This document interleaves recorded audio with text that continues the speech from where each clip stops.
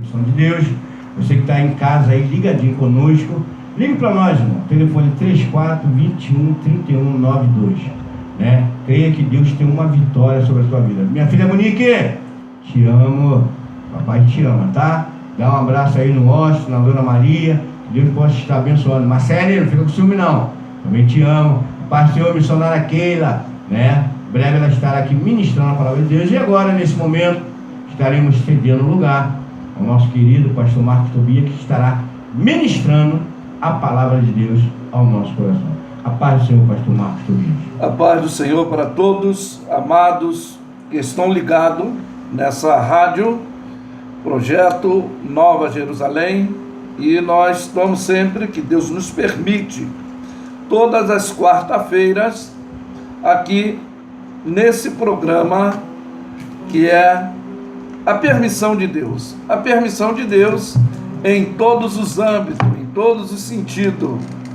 A permissão de Deus, ela faz parte de nossas vidas, do nosso projeto, do nosso sonho. E hoje eu tenho um tema para nós fazermos uma reflexiologia.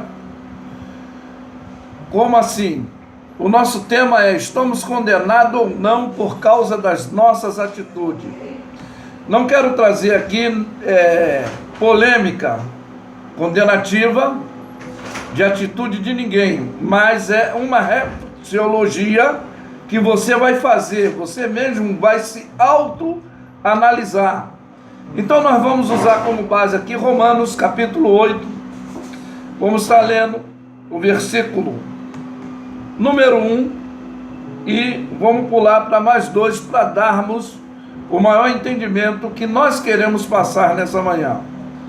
A palavra de Deus diz aqui: porquanto agora nenhuma condenação há para os que estão em Cristo Jesus e que não andam segundo a carne. Nenhuma condenação há para os que estão em Cristo Jesus, viu? Que não andam segundo a carne. O versículo de número 8 diz: porquanto os que estão na carne não podem agradar a Deus. Versículo 9: vós, porém, não estáis na carne, mas no Espírito, se é que o Espírito de Deus habita em vós.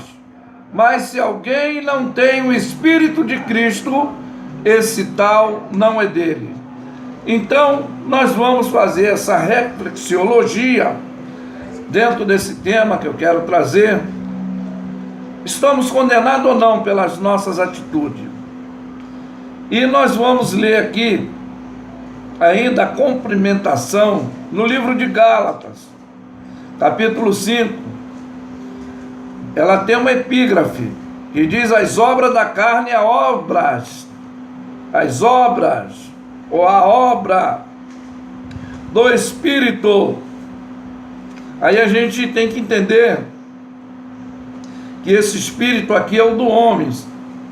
Esse Espírito aqui não é o de Deus. O Espírito de Deus é puro, é santo.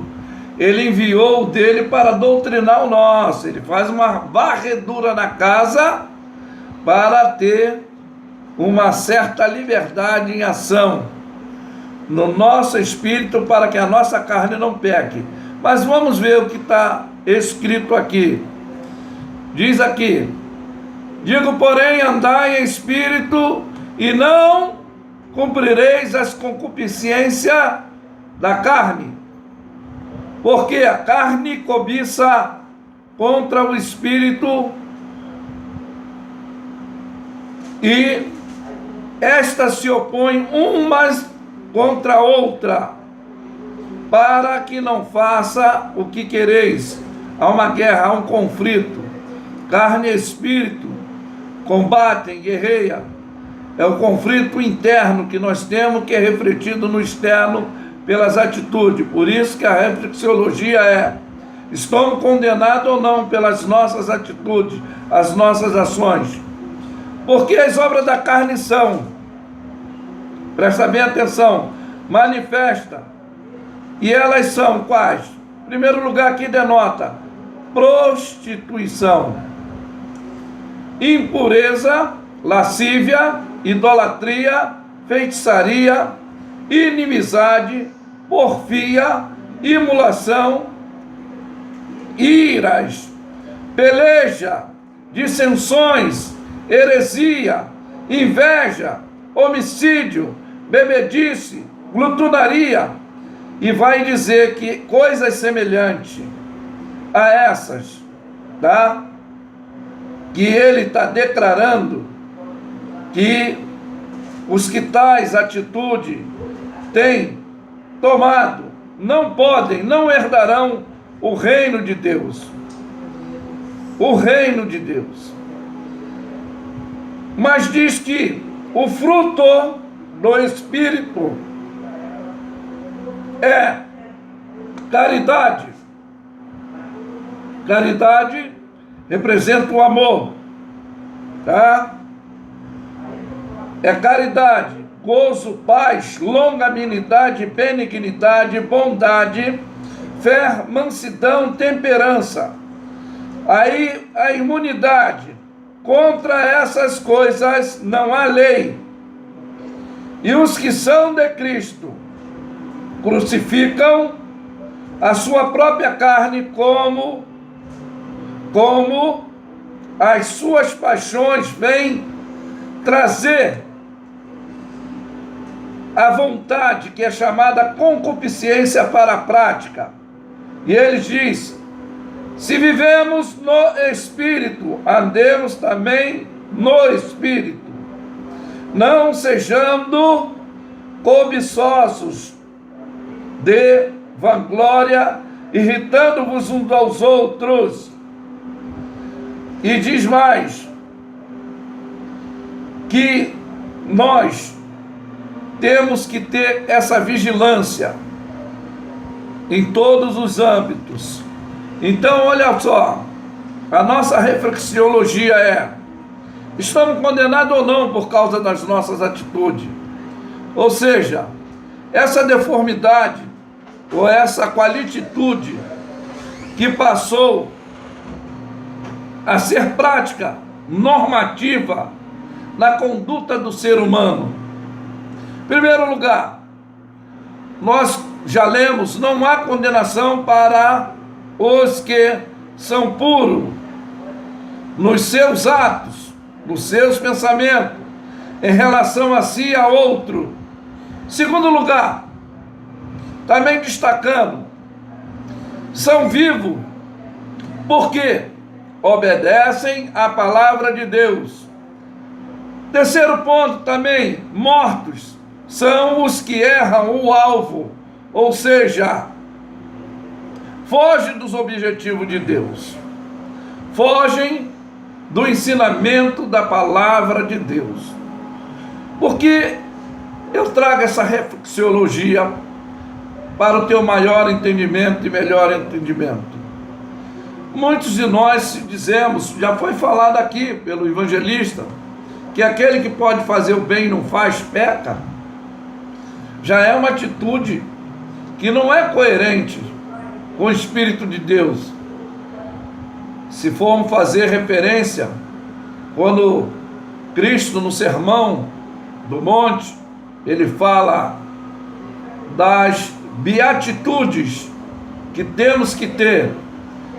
Bem-aventurado os misericordiosos, é o que sente a miséria alheia, é o que procura ajudar, é a finalidade desse programa, que é o projeto Permissão de Deus, é a finalidade. E muitas das vezes, conforme foi falado, aquele que pode fazer o bem e não faz, peca. E nós, como destacamos no livro de Gálatas, a obra do Espírito e a obra da carne, então, estão relacionadas às ações desse conflito cotidiano que nós temos. E adverte o nosso proceder. das nossas ações cotidianas, que são relativas ao Espírito Santo de Deus. Porque nós falamos, sou cheio do Espírito Santo, mas o Espírito Santo de Deus, se ele encher você, você jamais vai ser advertido por essas ações, porque ele é santo, ele é puro. E esse Espírito que Deus enviou para doutrinar o nosso espírito, para combater esse conflito de carne e espírito do homem, para nos adequarmos ao reino de Deus. O reino de Deus é um ensinamento para trazer equilíbrio para nós seres humanos na sociedade, na convivência cotidiana, familiar. É para nós termos relatividade não só de coinonia com Deus e para com o próximo. Então, presta bem atenção.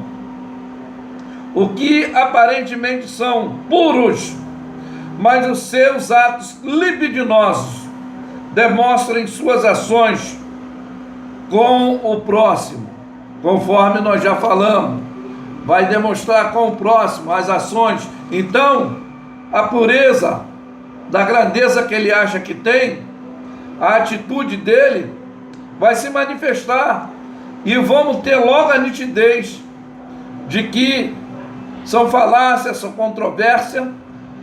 E dentro de uma palavra que Jesus falou para os religiosos da época, hipócrita, que a etimologia dessa palavra quer dizer hiproconomai, arte de interpretar. Então muitos são assim, se dizem puro. Aí há a manifestação em primeiro lugar. O texto que nós lemos diz prostituição. O que nós entendemos por prostituição? Será que é só a física? Não. Quando nós burlamos também, há prostituição espiritual. E isso, como no segundo ponto ele diz, impureza, é a qualidade do estado, do impulso, da falta de limpidez, de ser limpo, de ser autêntico. E quantos não agem assim? Aí vai falar de lascívia. A lascívia está relacionada com a atitude do caráter lascivo da pessoa ou do animal.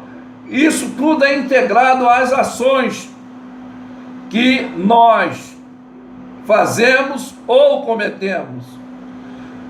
Ele diz um outro ponto, idolatria. Entendemos que são os que cultuam, o que presta a adoração a ídolo. Mas observa, não só a objeto, mas também tem pessoas que veneram a outras. E Deus não divide a sua glória com ninguém. Se não divide com o homem, quanto mais com um pedaço de madeira, de bronze, de metal. Então, a idolatria também pode estar relacionada àquilo que priorizamos. Eu posso até dizer, um texto que Jesus falou, aquele que não deixar pai, mãe e filho, ou seja, priorizar, idolatrar. Quem tem mãe que sabe que o filho é errado, mas passa a mãozinha por cima da cabeça, não aceita a realidade dos fatos, isso também vai passar ser uma idolatria, sabe, Sérgio? Eu gosto mais desse sapato aqui, sabe? Essa gravata aqui me deixa melhor. E não estamos colocando em primeiro lugar a Deus. Se olhar pelo lado espiritual, passa a ser uma idolatria. Essa é mais forte quando ele fala também feitiçaria. O que se entende? Seria obra de bruxaria, mas as religiões, ou seja, a desobediência, enquadra-se também em 1 Samuel 15, 23, que quando eu sou rebelde, Deus deu uma ordem para o rei Saul, tinha uma pendenga entre os amalequitas e o povo de Israel, e foi dada uma ordem pelo profeta Samuel, dele ir lá e dizimar tudo, porque era uma ação divina na autoridade do homem para fazer essa obra. E houve uma liberação de preservar animal, preservar o rei Agabe, e ele ainda fez sacrifício, ele ainda tomou uma postura que não era para ele tomar. E veio uma reprovação de Deus, lhe dizendo: melhor é obedecer do que sacrificar, porque a rebelião é como pecado de feitiçaria e a rebeldia é como idolatria. E quantas idolatrias dentro dessa rebeldia nós convivemos, ou seja, no âmbito familiar, dentro da igreja, ou não se submetendo às autoridades em eminência e evidência que estão sob os nossos comandos de nossas vidas, principalmente aqueles que são militares ou têm que seguir um regime interno de alguma situação que ele depende, ele trabalha, o seu provento vem dali, e muitas das vezes ele não quer se submeter às autoridades. Então, 1 Samuel diz que rebelião é como pecado de feitiçaria. Eu me rebelar, eu não aceitar a ordem, eu não obedecer a ordem que vem dada da autoridade a qual eu estou debaixo da submissão. Eu tenho que obedecer. Eu tenho que obedecer. Eu, quando preguei sobre o constrangimento de Naamã, não falando de lepra, mas o constrangimento, que ele, quando fala para o profeta: perdoa o teu servo quando entrar no templo de Rimão, não para adorar, mas porque o rei meu senhor, ele se apoia em mim. Ali foi o maior constrangimento e o maior aprendizado de caráter e de respeito, que ele estava demonstrando para o profeta que não faria mais sacrifício a outros deuses, mas reconhecendo o Deus único em Israel. E quando ele tivesse que adentrar, não seria para adorar, mas submissão da autoridade que estava sobre ele, mesmo ele sendo um general, tendo autoridade, mas era submisso à autoridade. E aquilo lhe causou constrangimento entrar no templo de Rimão. Mas ele fala: perdoa o teu servo. E muitas das vezes é isso que está relativado. Respeito as pessoas têm pela frente uma das outras, mas o caráter, será que quando está pelas costas ou não está, presente ou ausente, as ações e as atitudes serão as mesmas? Então, é aí que nós vemos as situações cotidianas, que é onde surge inimizade. A inimizade é a ausência da amizade, o sentimento de ódio, ou algo que a pessoa requer para si, que é do outro. Essa inimizade no ser humano, essa esfera desse mal, sabe aonde começou, Sérgio? Lá no céu. Isso. A palavra de Deus vai nos dar uma orientação, Isaías 14, Ezequiel 28, esse espírito de inimizade, de inveja, que causou essa porfia, que também está relacionado no que nós lemos, que a porfia é a contenda de palavra, ou discussão, ou disputa, né? Polêmica. Então, muitas das vezes, a insistência de tomar, de querer perseverar nessas ações de atitude que o ser humano tem, essa guerra começa no estado espiritual. Por isso que o nosso tema é: estamos condenados ou não pela ação das nossas atitudes? Será que dentro das nossas igrejas tem isso? Será que na vida religiosa de muitos acontece isso? Emulação, ele fala de emulação, é sentimento, né, que leva o indivíduo a tentar a igualar ou superar a outrem, que são as competições, conforme nós estamos falando, as disputas, tá?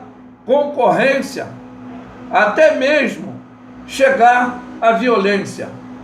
Eu não vou adentrar na área paralela dos conflitos que nós vemos no dia a dia, mas está relacionado a tudo isso que nós estamos falando. E aí vem um vírus luciferiano que é terrível, a ira. Efésios 4:27 diz: não deis lugar ao diabo, porque vai ser infectado pela ira.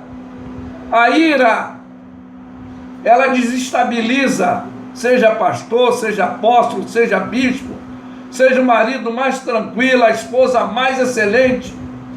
Quando esse vírus penetra, é complicado.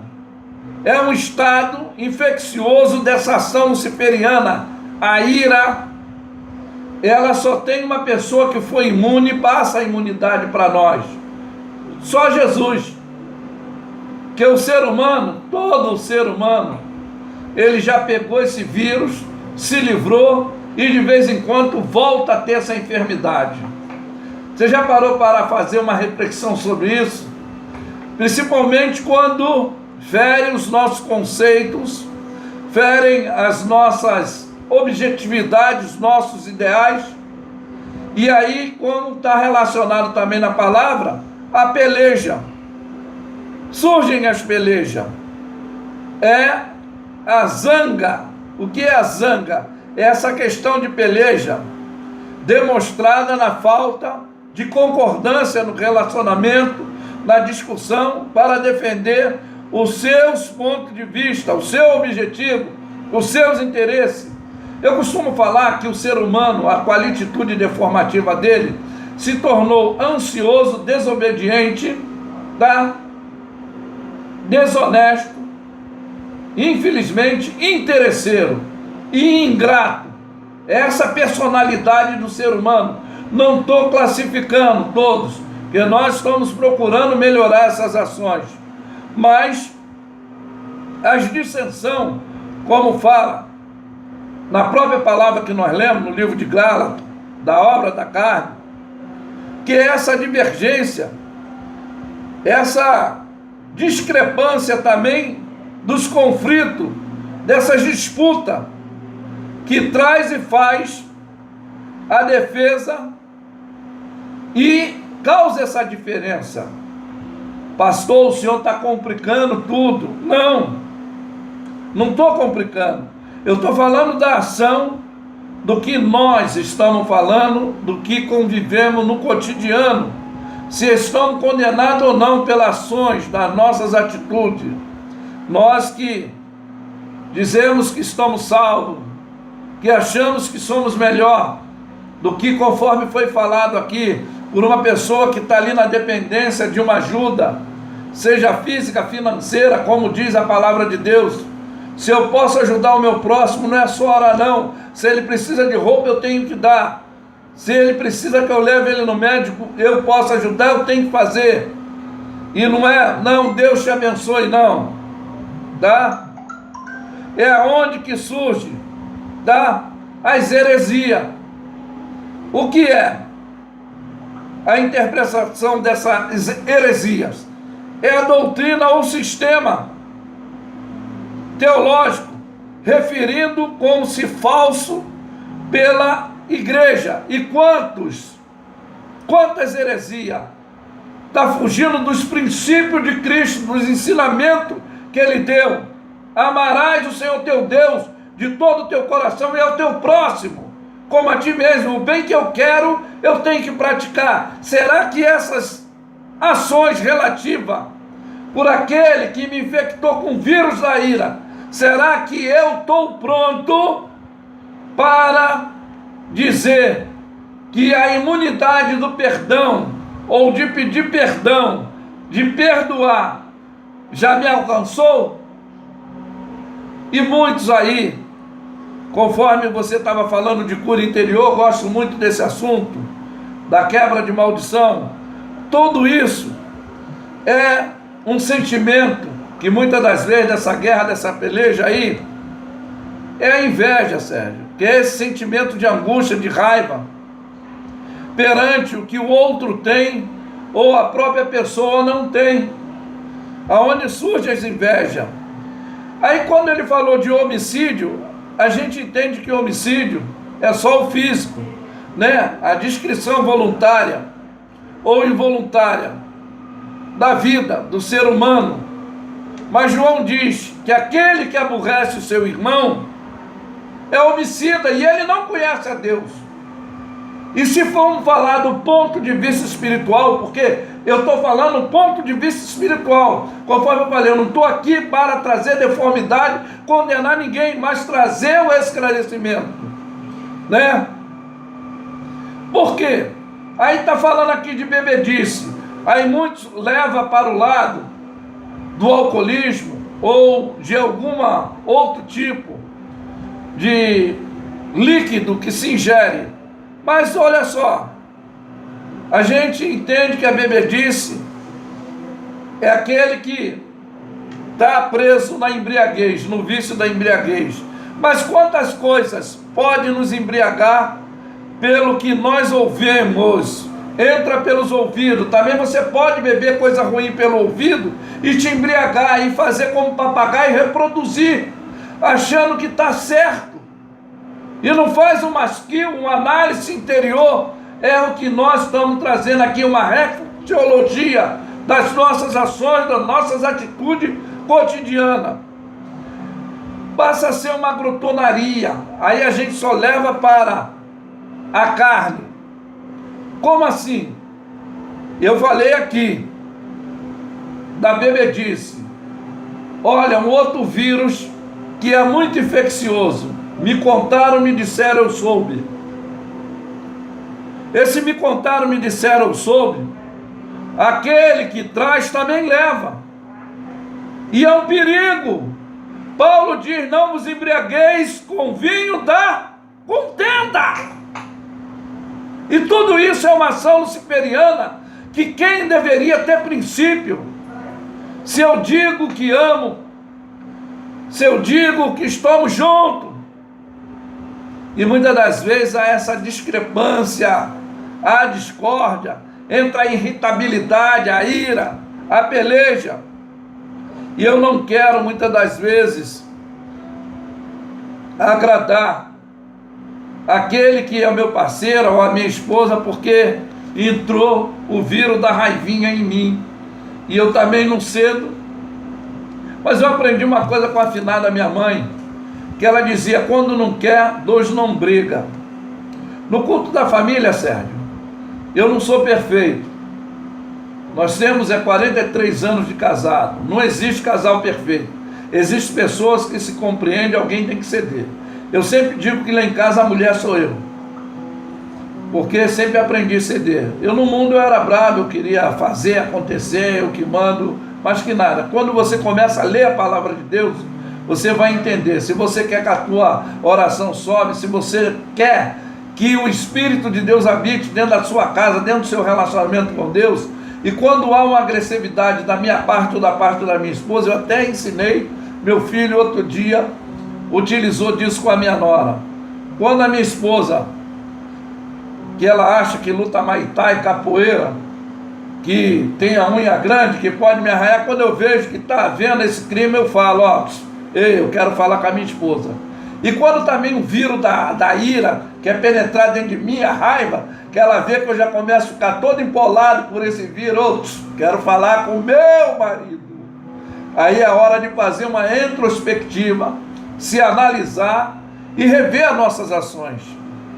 E rever as nossas ações.